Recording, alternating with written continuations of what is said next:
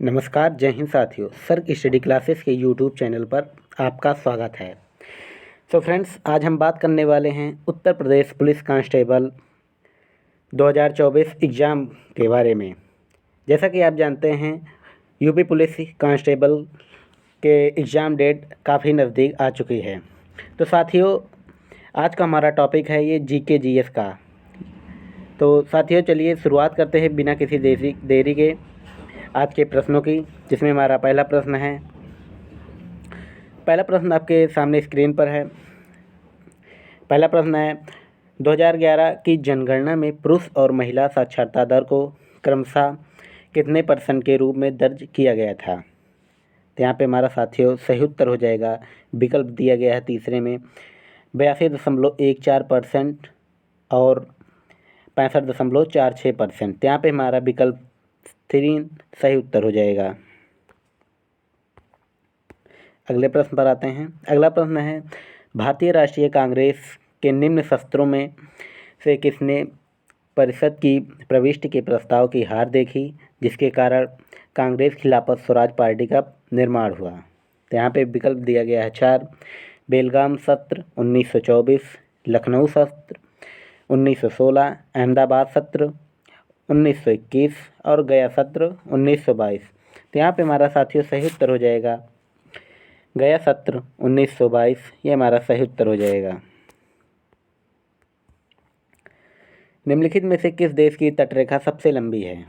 विकल्प है फिलीपींस, रूस, इंडोनेशिया और कनाडा। तो यहाँ पे हमारा सही उत्तर हो जाएगा साथियों, विकल्प 4 दिया गया है, कनाडा, ये हमारा सही उत्तर हो जाएगा। बढ़ते हैं अगले प्रश्न की ओर।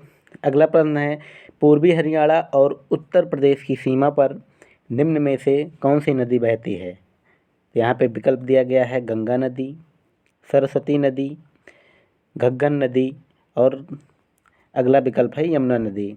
तो यहाँ पे हमारा पूर्वी हरियाणा और उत्तर प्रदेश की सीमा पर जो नदी बहती है उसका नाम है यमुना नदी। तो यहाँ पे साथियों हमारा विकल्प 4 सही उत्तर हो जाएगा। प्रधानमंत्री नरेंद्र मोदी द्वारा विमुद्रीकरण की घोषणा की गई थी। विमुद्रीकरण यानी डिमोनेटाइजेशन प्रधानमंत्री द्वारा कब किया गया था? तो यहाँ पे हमारा सही उत्तर हो जाएगा 8 नवंबर 2016, विकल्प 3 में दिया गया है। तो हमारा विकल्प 3 सही उत्तर हो जाएगा, 8 नवंबर 2016।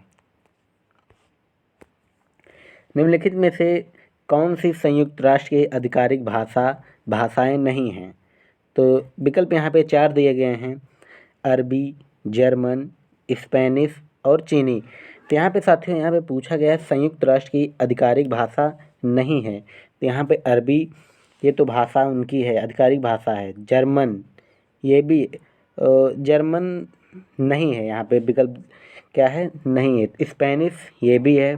चीनी, ये भी राइट आंसर है। तो यहाँ पे हमारा साथियों सही उत्तर हो जाएगा, आधिकारिक भाषा नहीं है पूछा गया है, तो विकल्प 4 में दिया गया है केवल 2, यानी विकल्प 4 हमारा सही उत्तर हो जाएगा, केवल 2, यानी जर्मन जो है ये सही उत्तर हो जाएगा।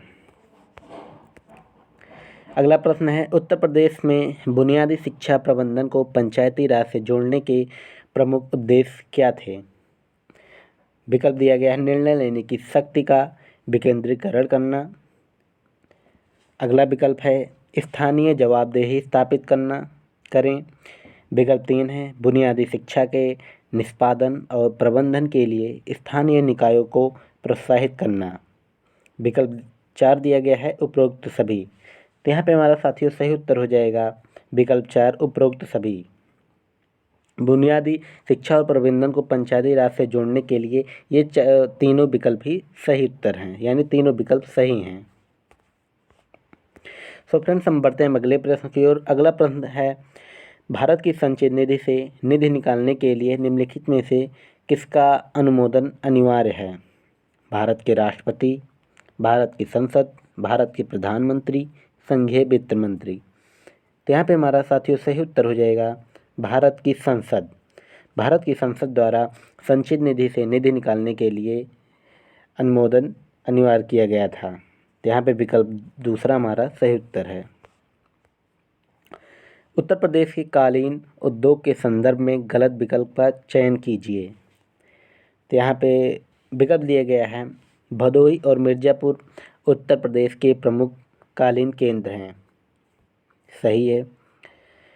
मिर्ज़ापुर को कालीन शहर के नाम से भी जाना जाता है? नहीं, बिल्कुल नहीं। यहाँ पे विकल्प ए बी दूसरा जो है गलत है। तीसरे पर आते हैं, मुगल भारत के दौरान आगरा पहला कालीन केंद्र था? जी हाँ, ये भी सही है। इनमें से कोई नहीं, 4। तो यहाँ पे हमारा विकल्प जो है दूसरा सही उत्तर हो जाएगा। प्रश्न नंबर 9 में विकल्प 2 यहाँ पे ये सही उत्तर हो जाएगा।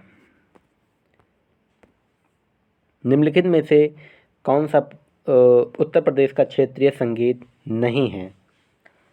क्षेत्रीय संगीत, यहाँ पे क्षेत्रीय संगीत नहीं पूछा गया है। तो साथियों यहाँ पे हमारा सही उत्तर हो जाएगा विकल्प कौन सा दिया गया है यहाँ पे? 4 लमन, यानी आल्हा, होरी, सोहर, ये सभी क्या हैं? उत्तर प्रदेश के क्षेत्रीय संगीत हैं। जबकि लमन क्या है? यहाँ पे ये क्षेत्रीय संगीत नहीं है। तो यहाँ पे विकल्प 4 सही उत्तर हो जाएगा। निम्नलिखित में से किस वंश के शासनकाल में ईरान के शाह अफसरीद वंश डायनेस्टी यानी अफसरीद डायनेस्टी के संस्थापक नादिर शाह ने दिल्ली पर आक्रमण किया था? किस वंश के शासक ने? तो यहाँ पे विकल्प दिया गया है 4 सैयद वंश, मुगल वंश, लोधी वंश और खिलजी वंश। तो यहाँ पे हमारा सही उत्तर हो जाएगा विकल्प दूसरा दिया गया है मुगल वंश। मुगल वंश के शासनकाल में ईरान के शाह और अफसरी वंश के संस्थापक नादिर शाह ने दिल्ली पर आक्रमण किया था। यहाँ पे विकल्प दूसरा हमारा सही उत्तर हो जाएगा। 50वीं जीएसटी काउंसिल ने ऑनलाइन गेमिंग को किस जीएसटी स्लैब में स्थानांतरित कर दिया गया है? तो यहाँ पे 28% स्लैब के आधार पे यहाँ पे 28% पर कर दिया गया है। विकल्प 3 हमारा 28% सही उत्तर है। निम्नलिखित में से किस वर्ष में आतंकवाद निरोधी दस्ते का गठन किया गया था? तो यहाँ पे विकल्प हमारा 4 दिया गया है 1990, हमारा सही उत्तर हो जाएगा 1990 में किया गया था। विकसित भारत संकल्प यात्रा निम्नलिखित में से किससे संबंधित है? आदिवासियों से, ट्रांसजेंडर, आर्थिक रूप से पिछड़े लोग या ऊपर के सभी? तो यहाँ पे हमारा सही उत्तर हो जाएगा विकल्प दिया गया है 4 ऊपर के सभी, यानी ये तीनों ही इससे संबंधित हैं। निम्नलिखित में से कौन सा कार्बनिक यौगिक मानव शरीर में प्रोटोप्लाज्म को जमा देता है? विकल्प दिया गया है मेथनोइक एसिड, इथेनॉल, मेथेनॉल और प्रोपेनॉल। तो यहाँ पे हमारा सही उत्तर हो जाएगा विकल्प दिया गया है 3 मेथेनॉल। यहाँ पे हमारा साथियों सही उत्तर हो जाएगा। बढ़ते हैं अगले प्रश्न की ओर। प्रश्न नंबर 17 में पूछा गया है, संग्रहित भोजन के खराब होने के लिए निम्नलिखित में से कौन से कारक उत्तरदायी हैं? तो यहाँ पे विकल्प दिया गया है 4 निम्न तापमान और बहुत अधिक दाब, उच्च तापमान और दाब, नमी और आर्द्रता जो सूक्ष्म जीवों को वृद्धि करने की अनुमति देता है। यहाँ पे ये हमारा सही उत्तर हो जाएगा। अगला देखते हैं, नमक और मसाले की उच्च मात्रा। तो यहाँ पे हमारा सही उत्तर हो जाएगा जो ये संग्रहित भोजन होता है खराब होने के लिए, यहाँ पे दिया गया था कि कौन सा उत्तरदायी सही है, कारक सही है। यहाँ पे विकल्प 3 नमी और आर्द्रता को जो सूक्ष्म जीवों को वृद्धि करने की अनुमति देती है। विकल्प 3 हमारा सही उत्तर है। भारत के संविधान का अनुच्छेद 148 की नियुक्ति के लिए मार्गदर्शन करता है। तो अनुच्छेद 148 यहाँ पे पूछा गया है। तो यहाँ पे विकल्प 4 हमारा सही उत्तर हो जाएगा। भारत के नियंत्रक एवं महालेखा परीक्षक यानी कंप्ट्रोलर एंड अटॉर्नी जनरल। विकल्प 4 हमारा सही उत्तर है। हड़प्पा सभ्यता का प्राचीन शहर धौलावीरा निम्नलिखित में से किस राज्य के शुष्क द्वीप पर स्थित है? तो इस प्रश्न में धौलावीरा कहाँ स्थित है? तो धौलावीरा स्थित है गुजरात में। तो यहाँ पे हमारा विकल्प दूसरा जो है विकल्प दूसरा सही उत्तर हो जाएगा। हड़प्पा की सभ्यता। बढ़ते हैं अगले प्रश्न की ओर। कोलंबो सिक्योरिटी कॉन्क्लेव की छठी NSA स्तरीय बैठक कहाँ हुई है? विकल्प श्रीलंका, म्यांमार, भारत और मॉरिशस।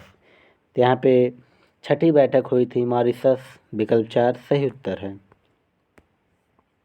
तबला वादक जाकिर हुसैन संगीत के निम्नलिखित में से किस घराने से संबंधित हैं? तो तबला वादक जाकिर हुसैन जी ये पंजाब घराने से संबंधित हैं, विकल्प चौथा हमारा सही उत्तर है। निम्नलिखित दिल्ली के सुल्तानों को कालानुक्रमिक क्रम में व्यवस्थित कीजिए।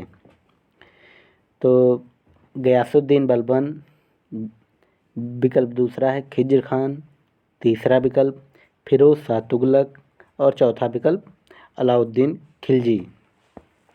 तो यहाँ पे हमारा साथियों सही उत्तर हो जाएगा। सबसे पहले कौन आए थे? तो सबसे पहले गयासुद्दीन बलबन, उसके बाद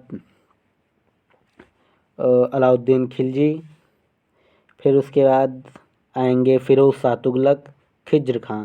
तो यहाँ पे सबसे पहले गयासुद्दीन बलबन, तो यहाँ पे विकल्प 3 में दिया गया है, पहले नंबर पर हैं गयासुद्दीन बलबन, तो सही उत्तर हो जाएगा गयासुद्दीन बलबन। निम्नलिखित में से कौन क्रमशः ओमान और जॉर्डन की राजधानी है?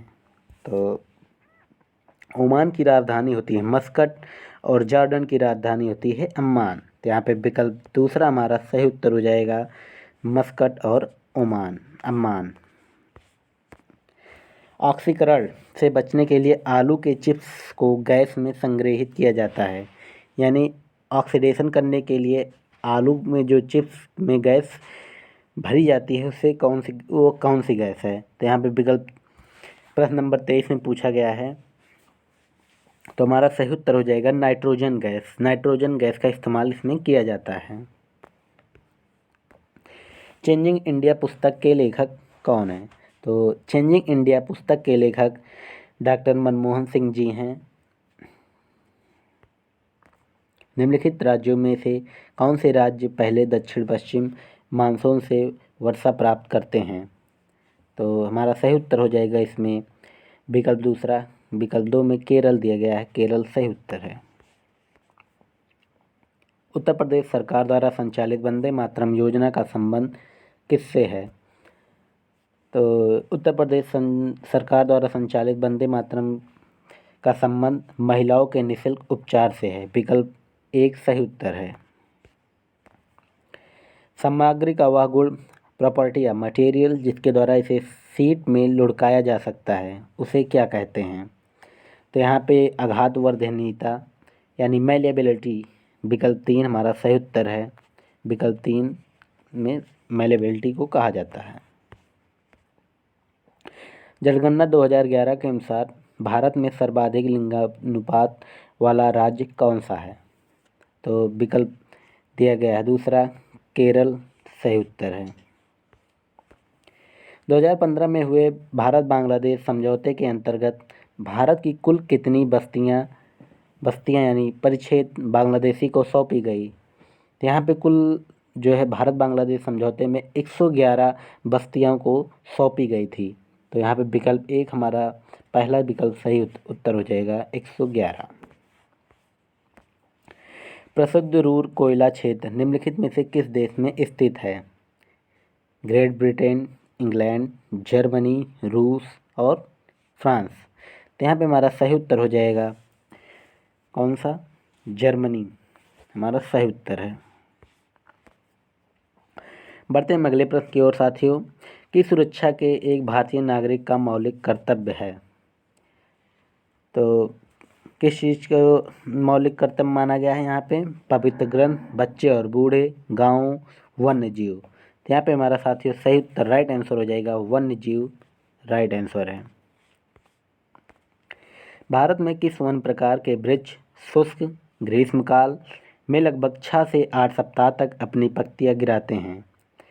विकल्प दिया गया है उष्णकटिबंधीय पर्णपाती वन, या विकल्प दूसरा है उष्णकटिबंधीय सदाबहार वन, पर्वतीय वन, उष्णकटिबंधीय कटीले वन, या और झाड़ियाँ दिया गया है। तो यहाँ पे हमारा साथियों सही उत्तर हो जाएगा विकल्प पहला, उष्णकटिबंधीय पर्णपाती वन, ये हमारा राइट आंसर है।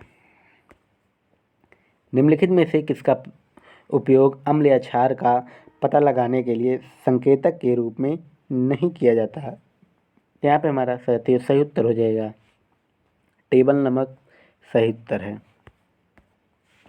सोशल मीडिया क्षेत्र में इनमें से कौन सा प्लेटफॉर्म मुख्य रूप से छवियों और छोटे GIF ग्राफिक इंटरचेंज फॉर्मेट के प्रसार पर केंद्रित करता है?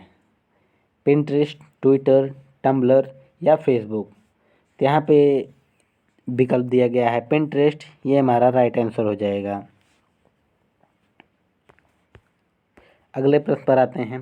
भारत ने किस देश के साथ आर्थिक और प्रौद्योगिक सहयोग समझौते ETCA पर अपनी वार्ता फिर से शुरू की है? विकल्प दिया गया है ऑस्ट्रेलिया, संयुक्त अरब अमीरात, श्रीलंका और जापान। यहाँ पे हमारा सही उत्तर हो जाएगा श्रीलंका, ये हमारा राइट आंसर है। भारतीय संविधान में निम्नलिखित अनुच्छेद में से किसके तहत राज्य पर राष्ट्रपति शासन लागू किया जा सकता है? तो राष्ट्रपति शासन लागू कब किया जा सकता है किस पर? 356, राष्ट्रपति शासन 356 पे लगता है। तो यहाँ पे हमारा साथियों राइट आंसर हो जाएगा 356, अनुच्छेद 356। बरदौली में किसान आंदोलन निम्नलिखित में से किस वर्ष में हुआ था? 1939, 1912, 1928 या 1943? यहाँ पे हमारा सही उत्तर हो जाएगा 1928, ये हमारा सही उत्तर हो जाएगा। सो फ्रेंड्स, ये रहा आज का हमारा आखिरी प्रश्न। मिलते हैं हम अगले वीडियो में एक और नए टॉपिक के साथ, एक और नए प्रैक्टिस सेट के साथ। तो तब तक के लिए जय हिंद, जय भारत, धन्यवाद।